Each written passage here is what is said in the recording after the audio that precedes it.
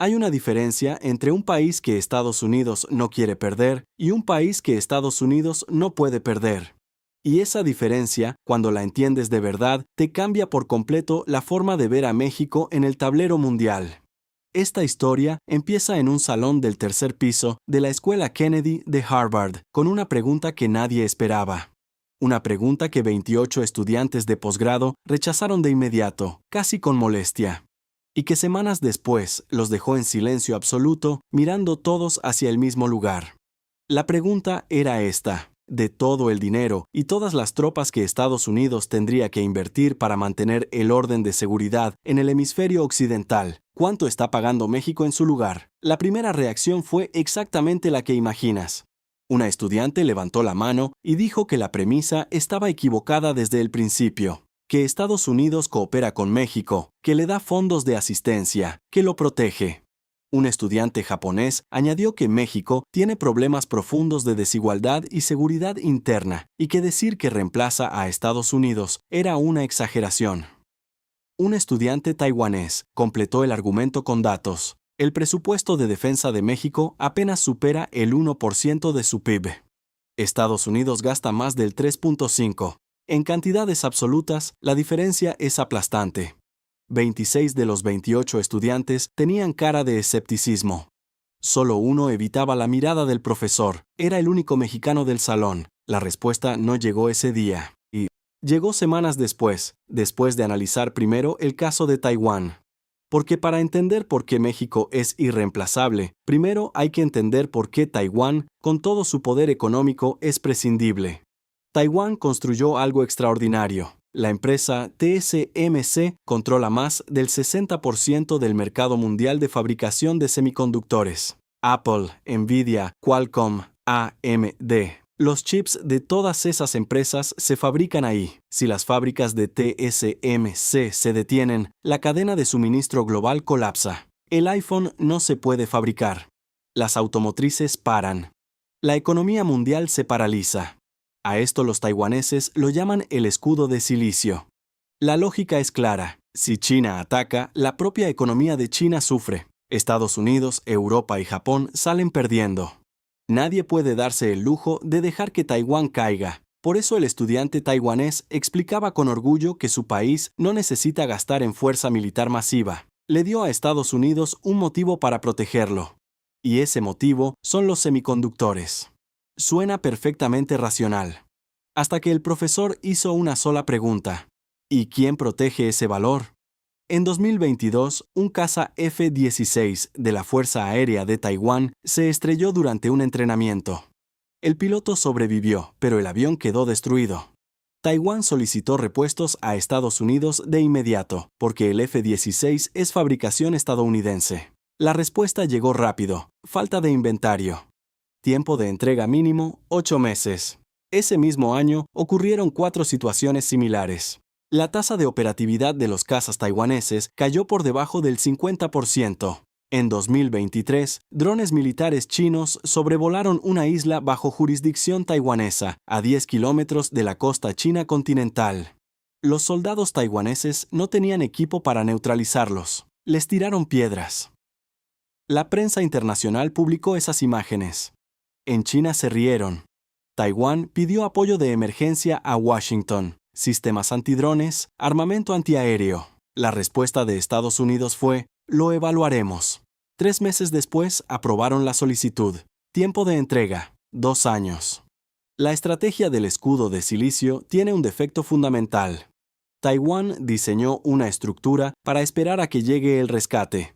Pero esperar es pasivo. Significa absorber los golpes y confiar en que alguien más viene a salvarte.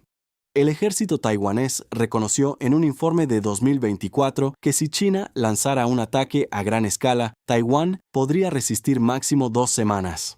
2 semanas para que llegue la caballería.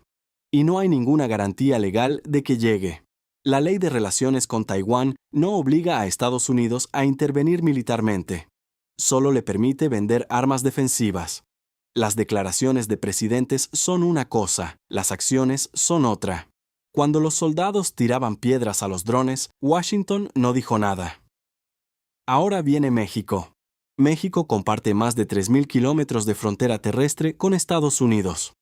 Desde mediados del siglo XX, en pleno contexto de la Guerra Fría y la inestabilidad en América Latina, México enfrentó una disyuntiva estratégica: convertirse en un país dependiente que obligara a Estados Unidos a militarizar toda su frontera sur o tomar un camino completamente distinto.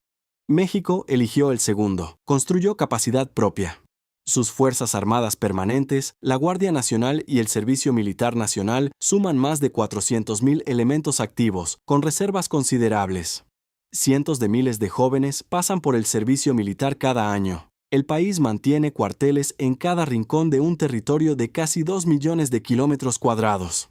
Y además, desarrolló industria militar propia. El rifle de asalto FX-05 Xucoatl es diseño y fabricación 100% mexicana. México construye sus propias patrullas navales oceánicas en astilleros nacionales, con capacidad de proveer a otros países de América Latina. ¿Para qué sirve todo eso? Para resistir. Y resistir es completamente diferente a esperar. Resistir es activo. Es hacer que el enemigo entienda desde el primer segundo que seguir avanzando implica derramar mucha sangre en un territorio enorme durante mucho tiempo. Si alguna amenaza continental intentara usar a México como trampolín hacia el norte, no encontraría una victoria rápida. Las fuerzas mexicanas contraatacarían de inmediato. El conflicto se extendería meses, años, en un territorio que no perdona. Ningún agresor que busca una victoria rápida puede ganar contra una estructura diseñada para hacer imposible precisamente eso. Esa es la disuasión real, no la promesa de que alguien llegará, la certeza de que atacar es un suicidio táctico. La diferencia se lee también en la economía. Taiwán apostó todo a un solo sector, los semiconductores. TSMC representa casi el 20% de su PIB. Una sola empresa carga con una quinta parte del peso económico del país. Y aunque su tecnología es extraordinaria, TSMC fabrica los diseños que le mandan. Apple le paga alrededor de $50 por un dispositivo que se vende en 1,000. Los otros 950 son para la marca. Esa es la trampa de ser el subcontratado. No importa cuán alta sea tu tecnología, el consumidor busca la marca global, no el chip de TSMC. El ingreso per cápita de Taiwán lleva 2 décadas estancado entre $30 y $33,000. La tecnología de chips avanzó brutalmente. Los bolsillos de la gente, no. México también manufactura para otros, pero construyó algo que Taiwán no tiene: marcas propias. América Móvil define tarifas de telecomunicaciones en gran parte del continente. Cemex construye en Europa y Medio Oriente bajo su nombre. Grupo Bimbo alimenta millones de personas en el mundo con su etiqueta. No maquilan para que alguien más ponga el precio. Ellos ponen el precio, y esos márgenes fluyen de regreso al país. La economía mexicana es además diversificada. Manufactura automotriz, aeroespacial, electrodomésticos, agroindustria, telecomunicaciones, cultura. La música regional mexicana domina listas globales.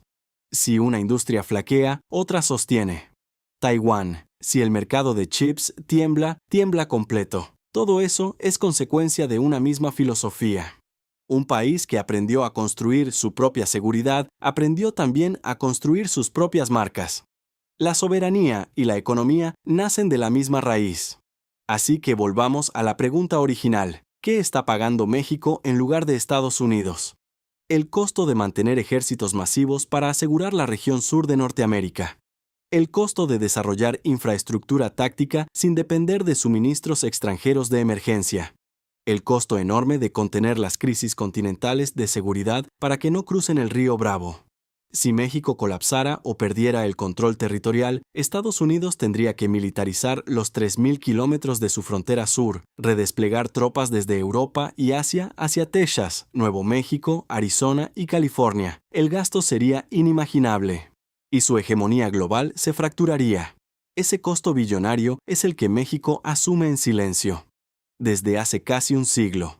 Taiwán es un país que Estados Unidos no quiere perder. México es el país que Estados Unidos no puede perder. No querer perder es una elección.